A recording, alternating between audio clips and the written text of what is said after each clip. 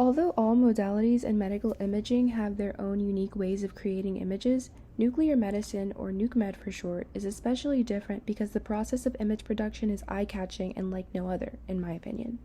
Nuclear medicine is a branch in radiology that uses very small amounts of radioactive materials or radiopharmaceuticals to examine organ function and structure. During the procedure, the patient may be asked to lay down on a table and a camera that detects radiation will be placed over their body. Nuclear medicine involves administering a very small quantity of a drug that has a radioactive atom attached to it. This radioactive atom is commonly called a radiotracer, radionuclide, or radiopharmaceutical. Today I'm going to be referring to it as a radiotracer. Administration of the radiotracer is usually done by injection, but other means of administration include inhalation or through a pill. As the radiotracer travels throughout the patient's body into the designated area that needs to be examined, special scanners are used to detect gamma rays coming from the nucleus of that radioactive atom. In diagnosis, the goal in nuclear medicine is to detect diseases in their earliest stages. Radiotracers can range from the most natural elements on the periodic table, but the most common one that I see in my research is the F18 fluorodeoxyglucose, commonly called the FDG. The FDG is similar to sugar or glucose. Active cancer cells need to absorb more energy, so they absorb more glucose.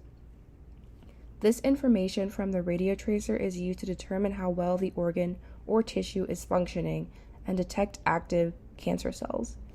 The areas where the radiotracer collects in bigger amounts are called hotspots. The areas that do not absorb much of the radiotracer are called cold spots. By observing the behavior of the radiotracer in the body during a scan, the radiologist can assess and diagnose many different conditions.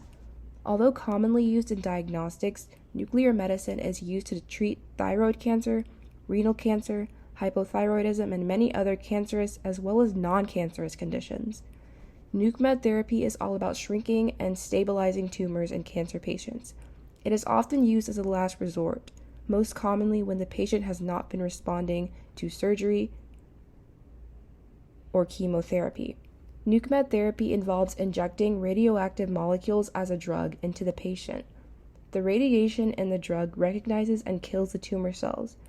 This procedure in particular is called molecular radiotherapy. NucMed therapy is often completed multiple times in order to achieve the most benefit. Overall, the use of nuclear medicine procedures has astronomically improved patient care in several ways. It allows physicians to cost-effectively obtain medical information that would otherwise be unavailable or require more invasive procedures such as surgery or biopsy.